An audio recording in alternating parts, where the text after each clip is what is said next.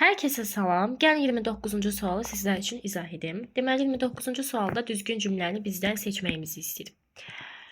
Baxırıq ki, E variantından başlayacağım. A few fish costs 10 manats. Biz bilirik ki, fish sözü təki və cəmi eyni olan sözdür.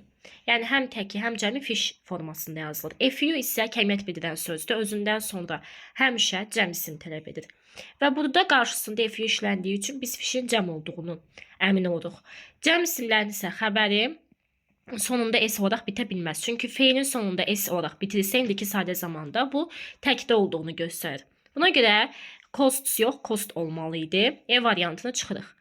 D variantında diye görürük. Buna da çox diqqətli olmalıyıq. Çünki diğer sözü də, deməli, istisna isimlərimizdən biri idi ki, təki cəmi eyni formadadır. Qarşısında ya artikl varsa, onun sayıla bilən təkdə olduğunu göstərir. Və üçüncü şəxsin təkində fail lives olmalı idi.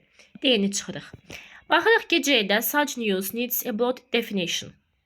Deməli, bu variantımız doğru olacaq.